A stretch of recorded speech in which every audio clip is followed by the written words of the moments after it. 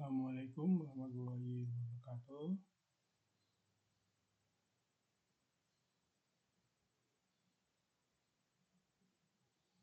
Selamat bergabung bagi mahasiswa-mahasiswi STIE maupun Universitas Tekong, jurusan manajemen ataupun akuntansi ya.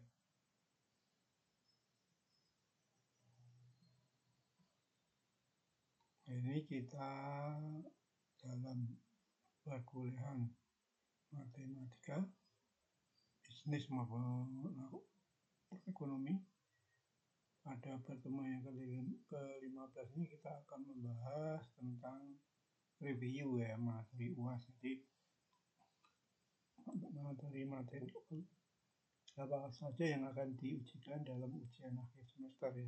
Mungkin akan diajukan 3-4 minggu lagi ya.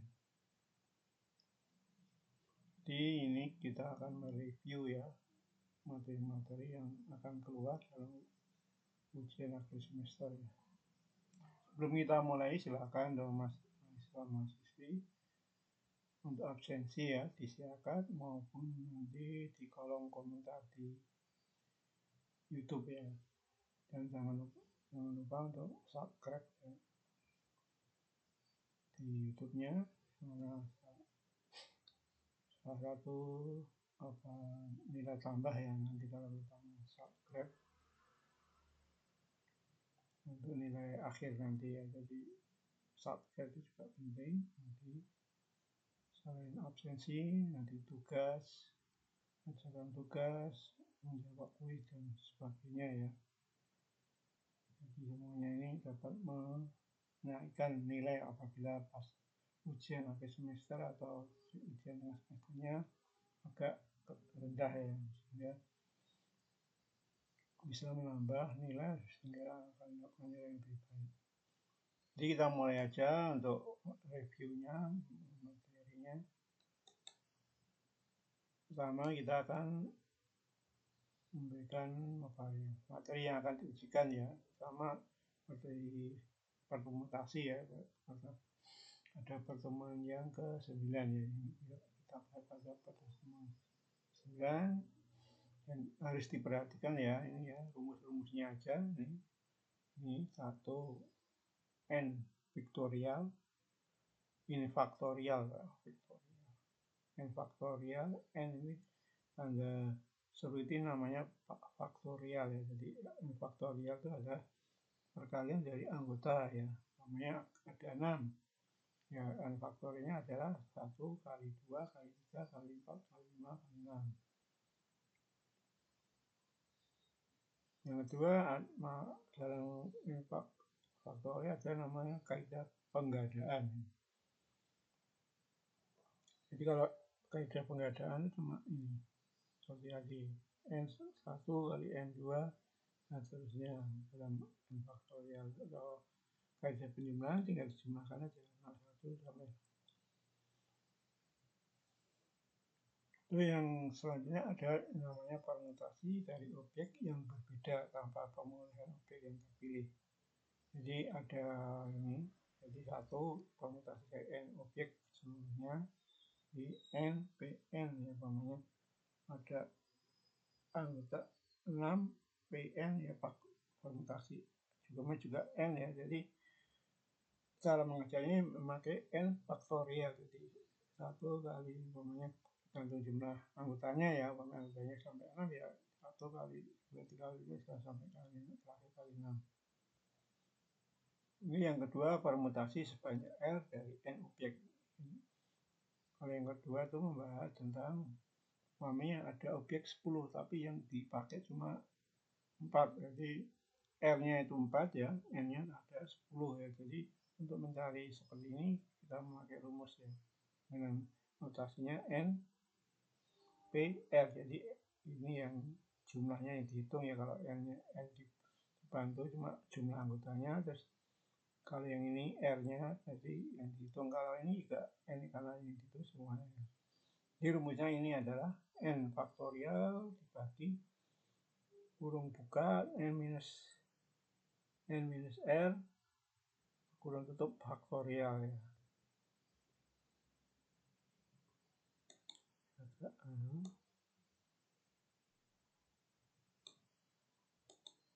ini, jadi n faktorial dibagi n minus r faktorial. Itu untuk ada 10 anggota, cuma yang dipakai ada 4 anggota atau 5 anggota, yang penting r-nya lebih kecil daripada n.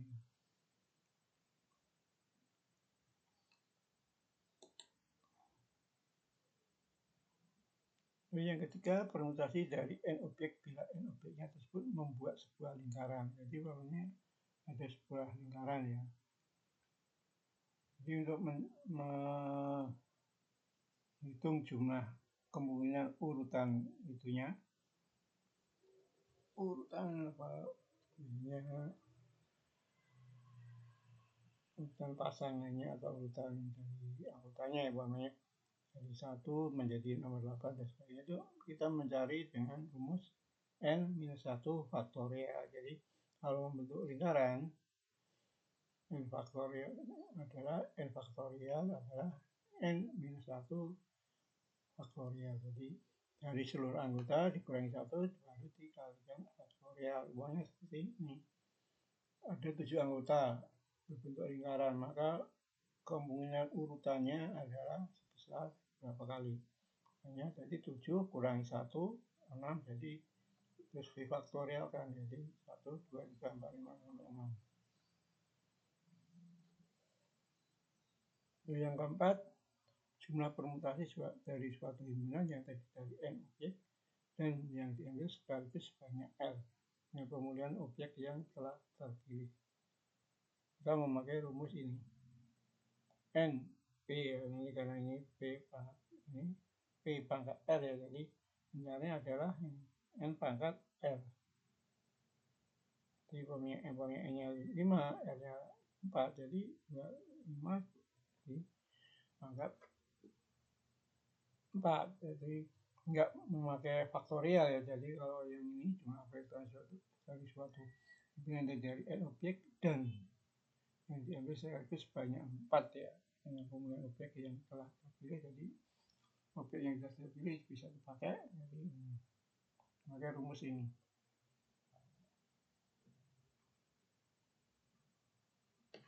Lalu yang kelima, permutasi sebanyak R dari n objek yang tidak seluruhnya dapat dibedakan. Jadi umpamanya nanti dalam suatu tulisan ya, ini ada berapa umpamanya uang, itu ada 4 ya, yang 4 dicari yang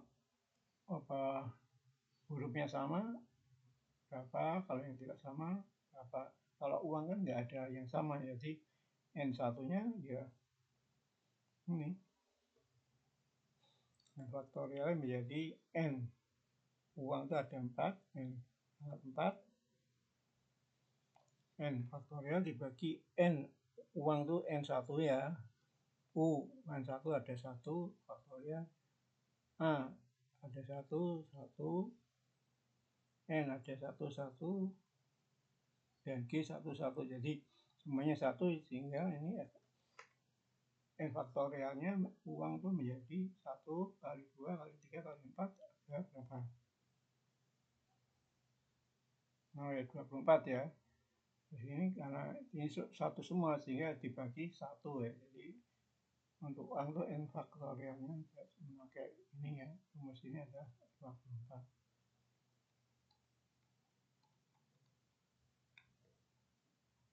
Tentunya ini kita itu yang permutasi dan kombinasi ya.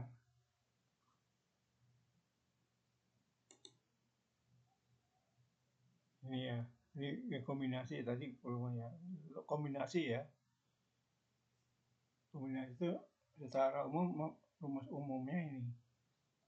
Namanya ada n objek dipakai diambil r objek, dan objeknya kalau kombinasi, kalau objek yang sudah dipilih maka tidak bisa dipakai lagi ya. Sehingga rumusnya adalah menjadi ini. Kombinasi itu n, jadi n faktorial dibagi r faktorial kali kurung buka n minus r kurung tutup faktorial. Jadi untuk mencari kombinasi cuma ada satu rumus ya, ini pakai. Jadi ini N faktorial dibagi L faktorial kali kurung buka N minus R kurung tutup faktorial. Itu ya untuk korporasi dan kombinasi. Selanjutnya kita membahas yang untuk fungsi ya. Jadi pertemuan ke-10, 11, dan 12 kita akan membahas tentang metode dua titik ya, fungsi untuk membentuk suatu fungsi. Ini fungsi linear ya, jadi untuk membentuk suatu fungsi linear bila kita sudah ada data yang namanya ada dua titik ya, A dan B dengan koordinat ya x1 y1 A-nya dan B-nya x2 y2, maka kita sudah bisa membuat suatu persamaan linear ya. Dengan rumus ini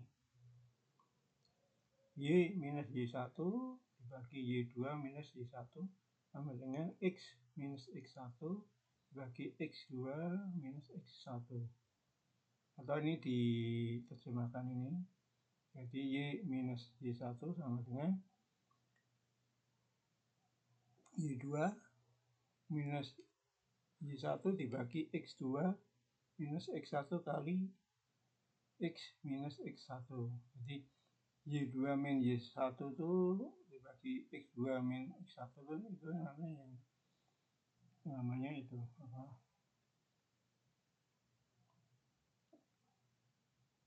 Koefisien ya, koefisien dari itu apa namanya?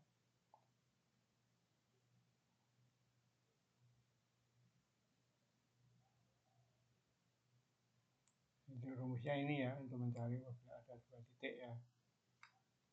Terus ada metode kedua, ada satu titik dan satu kemiringan atau jadi y2 min y1 bagi x2 min x1 itu namanya juga kemiringan.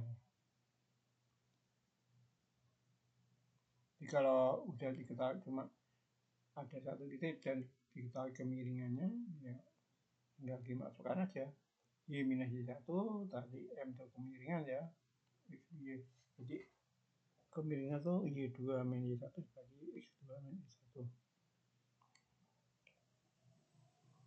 Tinggal dimasukkan aja. Itu m itu y2 min ini.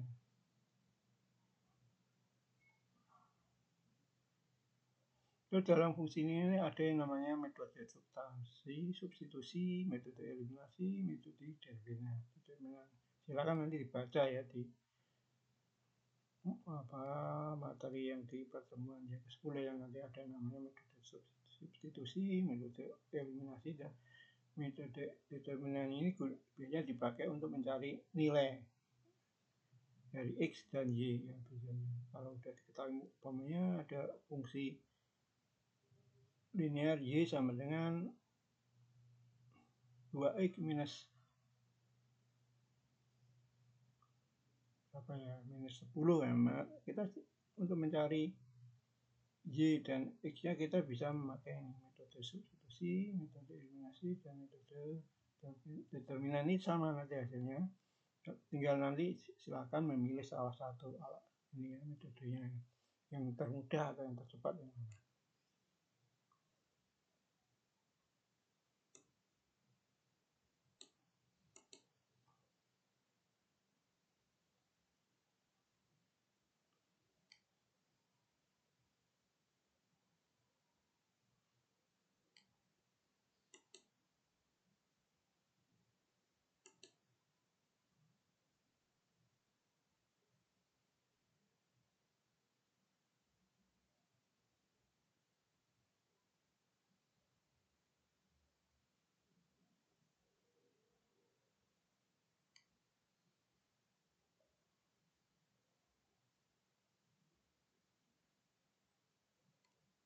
Terus ini nanti dalam fungsi ini itu ada yang penerapan ya, penerapan fungsi dalam ekonomi. Ini dalam ekonomi nanti kita akan membahas tentang yang namanya fungsi permintaan, fungsi penawaran, dan keseimbangan pasar. Keseimbangan pasar, dua macam produk, pengaruh pajak dan subsidi, keseimbangan pasar. Terus BEP, break even point, mencari fungsi biaya, fungsi pendapatan, dan BIP. terus fungsi konsumsi dan tabungan. Terus model penentuan pendapatan nasional. Itu ya untuk fungsi linear.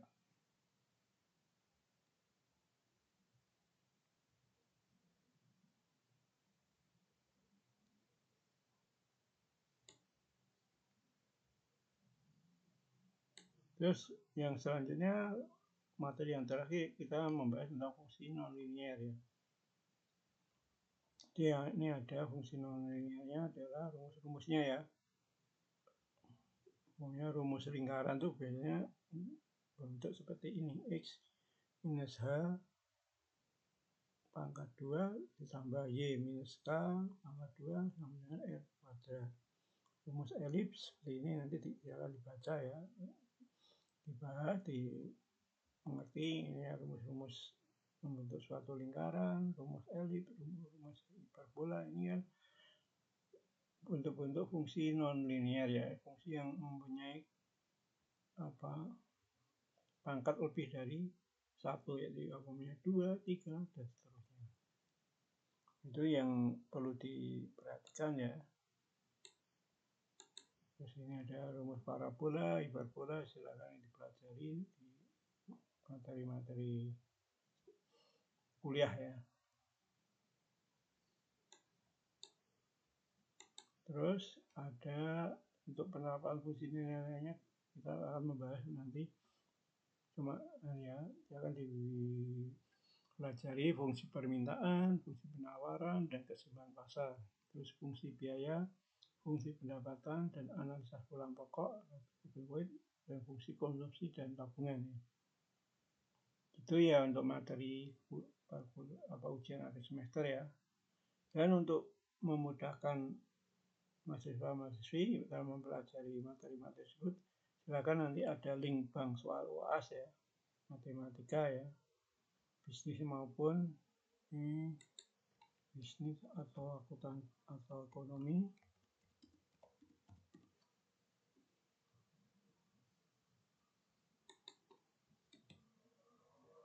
Jadi nanti ada linknya ya, silakan linknya ini.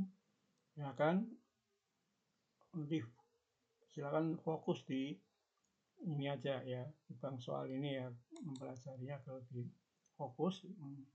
Silakan bank soal ini dipelajari dengan baik dan benar ya. Tidak harus membuka materi keseluruhan ya. Jadi silakan melihat ya link bank soal, nanti bisa ini ada linknya, silakan nanti dibuka, di-download, dipelajari dari soal-soal ini. Jadi soal-soal yang di bank soal ini nanti akan keluar semua ya, diambil dari soal-soal ini, diambil 20 nanti semua soal ujian akhir semester nanti diambil dari bank soal ini. Jadi silakan teman-teman masih fokus di bank soal ini aja ya, jadi tidak usah harus membuka semua materi kuliah ya.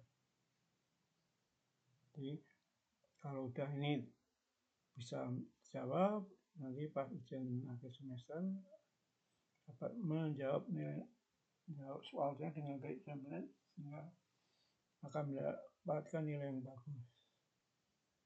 Jadi saya ingatkan untuk bisa membuat ya, silakan mendownload ya link bank soal ini di link ini ya. Semua materi ada di sini, semua soal-soal dari materi fungsi, permutasi, semuanya kombinasi semuanya diambil dari sini. Jadi soal-soal ini akan keluar semua dalam ujian akhir semester ya. Jadi pokoknya dari soal ini sejumlah ini di bank soal nanti diambil 20 ya. Jadi tapi nanti tiap mahasiswa mungkin diacak ya urutannya ya. Yang diacak cuma urutan soal ya, kalau soalnya dia sama. Jadi gunanya pengacakan soal nomor urut soal itu adalah untuk mengurangi ya saling contek-mencontek. Demikian untuk review materi UAS ya yang akan saya ujikan mungkin kita menunggu pengumuman dari admin ya, kapan ujian akhir semesternya, nanti biasanya ada pengumuman. Jadi kita untuk ujian silakan menunggu, sambil menunggu silakan mempelajari ini link bank soal ini. Jamin nanti semua soalnya akan diambil dari sini sehingga akan dapat nilai yang baik. Demikian pemaparan materi hari ini. Ini silakan, ini ada keterangannya ya. Itu saja berbentuk pilihan ganda dan setengah soal ini berarti soalnya ini. Demikian pemaparan materi pertemuan ke-15 matematika, bisnis maupun ekonomi. Silakan mempelajari tadi ya, jadi saya omongkan di depan ya, itu timbang soal. Kurang lebihnya mohon maaf. Wassalamualaikum warahmatullahi wabarakatuh.